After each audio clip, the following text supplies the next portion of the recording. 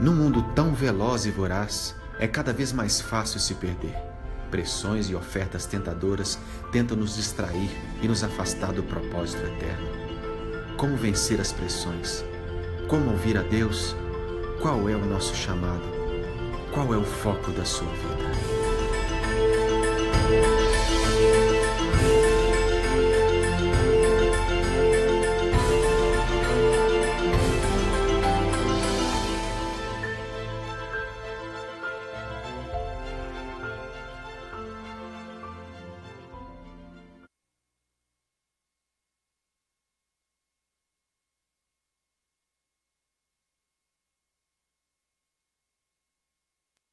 Com a graça e a paz do Senhor Jesus. Eu quero convidá-los para vocês abrirem no texto que já foi lido, por isso nós não o leremos logo de início, mas a gente dividiu em duas partes o texto. E eu quero que você deixe a sua Bíblia aberta, por favor, no capítulo 9 de Neemias. Nós trabalharemos os primeiros 6 versículos e à noite, lá no Tamboré, a gente continua no versículo de número 7. Esse capítulo é muito rico, esse capítulo é muito abençoador. Durante a semana eu desafio vocês a pegarem o livro de Neemias e vão até esse capítulo de número 9, no domingo que vem, se Deus assim permitir, terminaremos o livro de Neemias, mas vale a pena você caminhar nesses 9 primeiros capítulos. Oremos mais uma vez. Pai bendito, obrigado por esta manhã, obrigado pelo privilégio que Tu nos dás de estarmos aqui na Tua casa para adorar ao Senhor na beleza da santidade e da majestade. Nos curvamos diante de Ti e pedimos-Te perdão por causa dos nossos pecados, das nossas falhas. E Espírito Santo, Te pedimos nesta manhã que Tu continues a falar no nosso coração com a Tua palavra que é santa, que é pura, que é verdadeira e que penetra lá dentro da nossa alma e ela é apta para discernir todos os nossos pensamentos e intenções do nosso coração. Fala conosco, Espírito. Te pedimos agradecidos no nome precioso de Jesus. Amém. Tem um livro do pastor Eugene Peterson, ou Peterson, como vocês quiserem. Eu lamento muito, já pedi lá para a editora Mundo Cristão reeditar esse livro, porque esse livro precisa estar na cabeceira de todos os cristãos. Maravilhosa Bíblia. É um convite para a gente voltar o coração, voltar os olhos para as Sagradas Escrituras. E o pastor Eugene, que já é um veterano e está com mais de 70 anos, ele dá aula no Regents College, lá no Canadá. Ele trabalha a importância das Escrituras Sagradas e ele usa esse verbo no hebraico. E para quem quer se familiarizar melhor com esse verbo meditar, é exatamente o Hagá do capítulo 1 do livro de Salmos.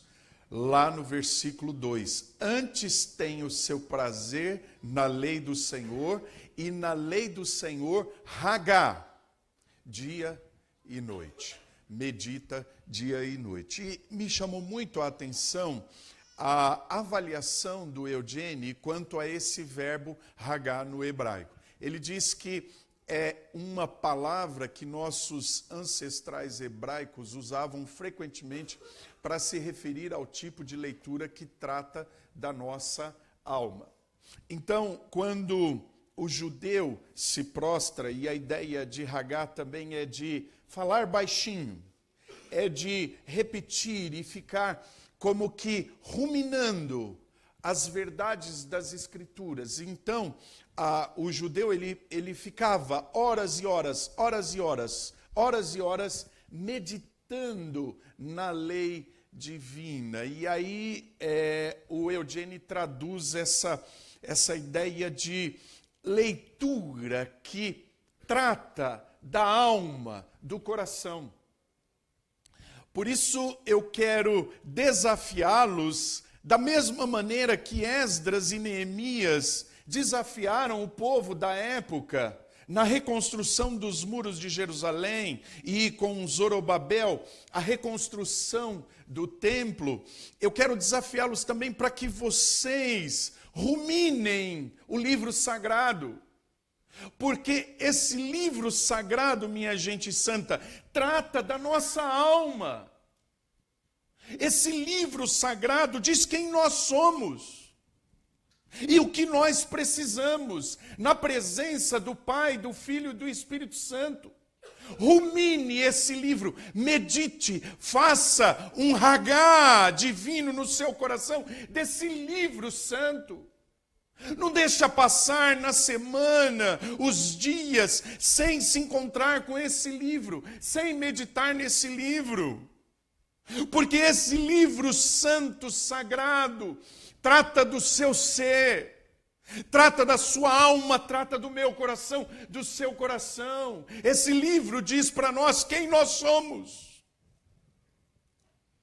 E aí o Eugene continua e diz: ao se juntar aos escritores das Sagradas Escrituras, nós somos instruídos numa prática de leitura e escrita infundida de enorme respeito. Mais que respeito, profunda reverência pelo poder revelador e transformador das palavras. Esse hagá divino nos leva para uma espiritualidade profunda. Esse hagá nos conecta com o Criador do nosso ser, o Criador do nosso coração. Agora, presta atenção, eu tenho alguns poucos minutos para tentar expor esses 6 versículos. E quando você olha para a estrutura do capítulo 9, que é um capítulo com 38 versículos, um capítulo que mostra a Deus como o centro de tudo. É Deus quem move o coração de Neemias, que nem viveu a realidade da sua cidade, ele só conhece a história dos seus ancestrais, mas é esse Deus que é soberano, que move o coração de Neemias para ele se envolver nessa restauração, nessa reconstrução dos muros de Jerusalém. Então, o capítulo 9 mostra quem Deus é. Ele é o soberano. Ele é o grande Deus que elegeu a Abraão, lá tirando de Ur dos caldeus e levando para a terra que ele gostaria que Abraão estivesse. Então Deus é o soberano Deus e ele faz todas as coisas não por causa do seu povo, mas por causa do seu próprio nome. E tudo para a glória do seu grandioso nome. E ele expressa o que esse povo deve fazer em resposta para ele. Então, se você chegar no capítulo 9 de Neemias, é essa a estrutura. O Deus central, o Deus eterno, soberano, ele é o Deus que elegeu Abraão e ele faz todas as obras e ele deseja que o seu povo confesse e reconheça que ele necessita desse Deus majestoso, desse Deus glorioso. E aí, essa oração que é apresentada no capítulo de número 9 de Neemias, faz uma retrospectiva da história de Israel. E você pode ver que o livro sagrado é o livro da repetição. O livro sagrado faz questão de rever, de mostrar de novo quem Deus é. Um exemplo bem simples, Êxodo 20. os 10 mandamentos, as 10 palavras, como você quiser. Em Deuteronômio, capítulo de número 5, tem a repetição de novo. É a revisão da história. É a revisão do que Deus é, do que Ele faz, do que Ele deseja para o seu povo Israel. E aí revela tanto a majestade de Deus quanto a depravação dos seres humanos. É interessante que todas as vezes que nós formos para o Hagá divino, nós seremos confrontados quanto à nossa natureza caída. E é exatamente o que acontece aqui nesse capítulo de número 9 de Neemias, e eu quero tirar 2 lições para o nosso coração. A primeira delas é: nós precisamos confessar o nosso pecado de maneira sincera pela palavra. Presta atenção, eu mencionarei aí algumas partes desses primeiros 4 versículos. Olha só, no dia 24 desse mês, o povo se ajunta, porque é uma comunidade, é o Israel divino, é o povo que celebra o Javé divino.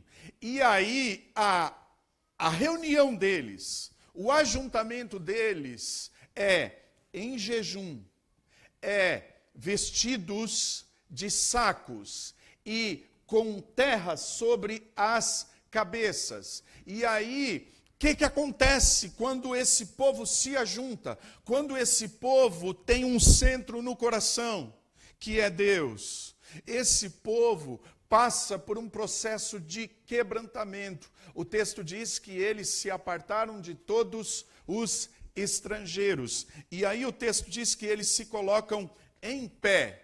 Não de pé, mas em pé. E aí o texto sagrado diz algo que precisa voltar a acontecer nos nossos dias. Nós estamos muito relapsos na nossa espiritualidade, minha gente. Nós consideramos pouco essa questão da santidade na presença do eterno Deus. O texto diz que eles confessaram os seus pecados. Eles não negaram o que estavam fazendo diante de Deus. E diz mais, inclusive, recordaram as iniquidades de seus pais. E aí o texto diz que, levantando-se no seu lugar, eles fizeram o Hagá divino. Eles leram no livro da lei do Senhor seu Deus 3 horas, mais 3 horas, e ficaram meditando. E aí o texto diz que eles fizeram confissão. E você só adora depois que você confessa, depois que você se quebranta, depois que você se arrepende. E aí, junto com esses homens de Deus, eles se colocam em pé e clamam em alta voz ao Rei, ao Senhor, ao majestoso, ao dono da vida deles. Ô gente, a verdadeira adoração é constituída de vários elementos. Primeiro, ouvir as Escrituras. É esse Hagá divino, é essa experiência lá dentro, no nosso ser, na nossa alma. E aí a gente louva, aí a gente ora, aí a gente confessa os pecados, e aí a gente se separa daquilo que desagrada ao eterno Deus. Espera aí, gente. O livro do profeta Isaías diz para nós que há uma separação entre nós e Deus. O texto diz: as vossas mãos estão cheias de sangue. Vocês estão corrompidos, marcados pelo pecado. Então não tem acesso a mim, não tem acesso à comunhão comigo. É preciso confissão. É preciso prostrar-se diante da minha santidade, porque não dá para eu andar com vocês nessa perspectiva de vida suja, vida que abandona a minha lei, vida que não produz reverência, não produz santidade, mais santidade. Então para com isso, gente. Porque o sacrifício de vocês não chega ao meu trono, porque há mancha, há pecado, há insensibilidade, há desobediência para com a minha palavra. Ô gente santa, precisamos de confissão, porque nós somos pessoas cujo coração é corrupto, o nosso coração é rebelde, o nosso coração é ingrato e sempre inclinado a pecar.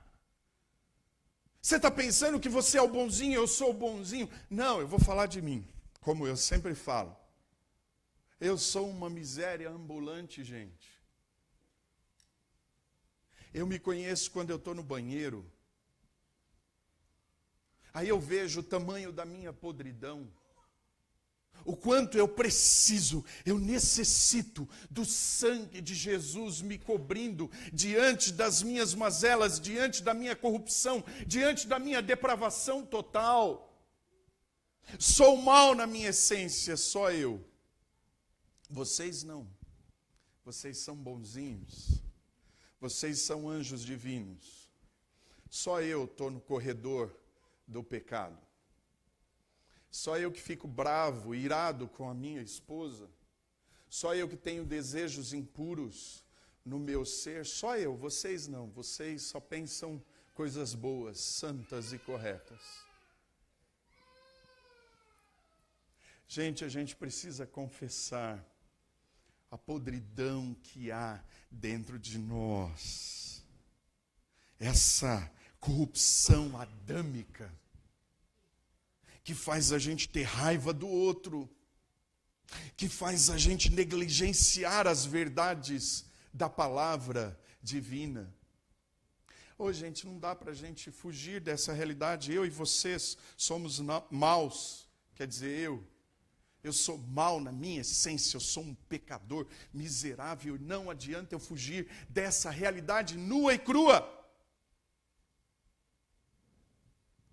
Somos descendentes de Adão na nossa natureza. E nós ficamos envolvidos com essa natureza e aí damos vazão para o nosso ego. O ego quer brilhar, gente, o ego quer reinar. Porque isso faz parte dessa natureza humana, caída, depravada, como Paulo diz, miserável homem que sou. Quem me livrará do corpo dessa condenação? Porque o bem que eu quero fazer, este eu não faço. Mas o mal que eu não quero, esse faço constantemente, por causa desse negócio de Adão aqui dentro de mim. O nosso interior está cheio de orgulho e soberba no sentido mais profundo. Há corrupção aqui dentro. Por isso que nós precisamos da cruz de Cristo em nós todos os dias, matando esse ego. É o Espírito lutando contra a nossa carne que é má, para que não os frutos do Espírito prevaleçam, mas o fruto que é amor, que é bondade, que é paz, que é domínio próprio. Porque senão estamos perdidos, gente. Se não for a cruz de Cristo, e por isso que esse povo que Deus usa como instrumento para influenciá-lo. Neemias, ele conclama o povo a confessar. Leiamos o livro da lei. Leiamos as verdades divinas. E aí nos prostremos diante do Deus eterno, para Ele nos cobrir, para Ele nos perdoar, para Ele nos aceitar na sua presença. E nós aqui hoje só estamos aqui de maneira livre por causa da cruz de Cristo, por causa de Cristo. Quando nós somos apresentados na glória eterna, nós somos apresentados através de Cristo, porque se formos apresentados de maneira direta, não seremos aceitos. Jamais. Deus nos olha através de Cristo. Por isso somente a cruz para produzir redenção em pessoas como nós, cuja depravação é terrível. Você que está aqui não vale um conto furado. Eu não valho um conto furado. O nosso valor aqui hoje é por causa de uma pessoa. Jesus Cristo de Nazaré. Só por causa dele, não por causa de nós. E tem gente que acha que é o bom da boca. Eu sou cristão. Eu sou o máximo. Vocês não são nada, eu sou tudo. Não, quem é tudo é Jesus Cristo de Nazaré. Só Ele. Nós somos apenas e tão somente servos. E a Bíblia diz, servos inúteis. Porque o maior é Jesus. O Senhor da glória, o Rei dos reis, aquele que nos substituiu na cruz do Calvário para que fôssemos aceitos pela Trindade. Porque se não fosse essa obra, não teríamos o perdão, não teríamos esse acesso, não teríamos essa redenção no nosso coração. Então, falar de perdão é falar de Deus, é falar de graça. Falar de perdão é falar de vida, de saúde e paz. Falar de perdão é falar de Deus na vida. Só somos felizes por causa da graça irresistível da Trindade que amou gente como eu. Esse miserável pecador que peco todo dia, que entristeço a Trindade todo dia, mas por causa do perdão, eu sou aceito. E eu tenho liberdade nesse nome precioso chamado Jesus Cristo de Nazaré. Percebam as ações dos filhos de Israel quando foram confrontados pela palavra divina. Houve jejum. Eles se separaram de todo pecado. Para de transar com a sua namorada, sem se casar com ela. Para de tocar nela, porque ela não é sua esposa. Para de tocar nele. Para de extorquir no seu trabalho, porque agora você foi transformado, você foi regenerado. Para de trair a sua esposa com a sua amante, porque agora você foi redimido, foi lavado no sangue de Jesus. Se separa da podridão do pecado. Viva uma vida de santidade transparente, reluzente da luz divina. Eles se colocam diante de Deus em confissão, eles leem o livro sagrado e aí eles se vestem de saco.